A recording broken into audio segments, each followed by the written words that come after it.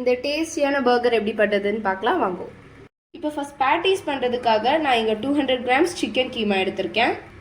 இப்போ இந்த கீமா கூட ஒரு சின்ன வெங்காயம், அப்புறமா கொஞ்சமாக கார்லிக் சாப்ட், அப்புறமா க்ரீன் சில்லி சாப்ட் ஆட் பண்ணுறேன். அப்புறமா சீசனிங்ஸ்க்காக chilli powder, pepper and salt.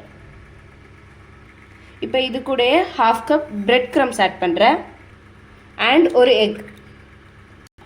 இப்போ இது எல்லாத்தையும் ஆட் பண்ணி நல்லா மிக்ஸ் பண்ணிடுங்க.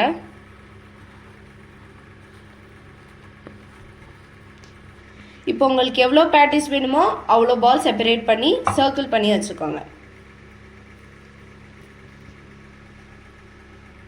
இப்போ எனக்கு 200 gram கீமாவில் 4 பேட்டிஸ் பண்ணுற அளவுக்கு எனக்கு வந்திருக்கு. உங்களுக்கு எவ்வளோ வேணுமோ அவ்வளோ செப்பரேட் பண்ணி எடுத்துக்கோங்க. இப்போ ஒரு 1/2 teaspoon ஆயில் எடுத்திருக்கேன். இதை நல்லா மேலே அப்ளை பண்ணிக்கோங்க நல்லா. இப்போ இது ஒரு 20 minutesக்கு மேரினேட் பண்ண அளவுக்கு விட்டுக்கோங்க. இப்போ சாஸ் ரெடி பண்ணுறதுக்காக 4 tablespoon mayonnaise and 2 tablespoon of red chilli sauce add பண்ணுங்க.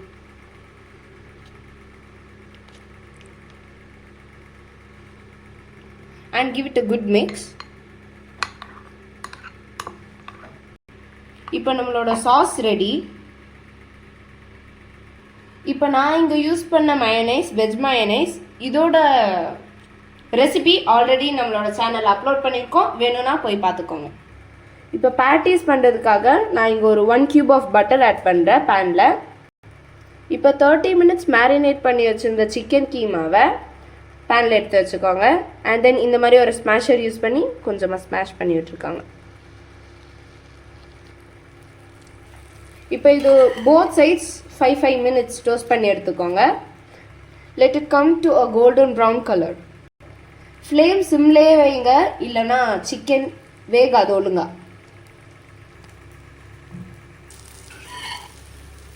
இப்போ பாருங்கள், இந்த கோல்டன் கலர் அந்த சைடுக்கும் வர அளவுக்கு நீங்கள் நல்லா டோஸ்ட் பண்ணி எடுத்துக்கோங்க.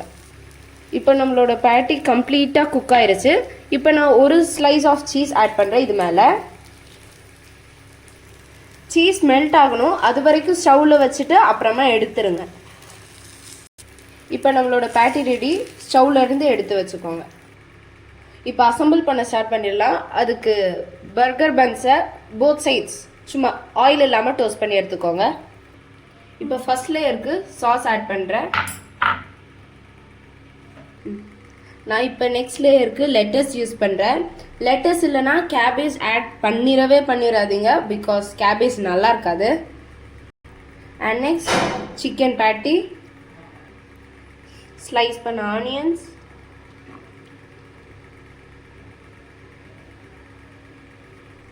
அண்ட் ஸ்லைஸ் பண்ண டொமேட்டோஸ்.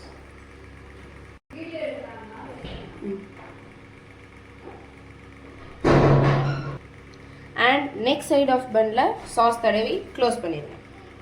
இப்போ நம்மளோட சூப்பர் டேஸ்டியான burger ready and you can serve it.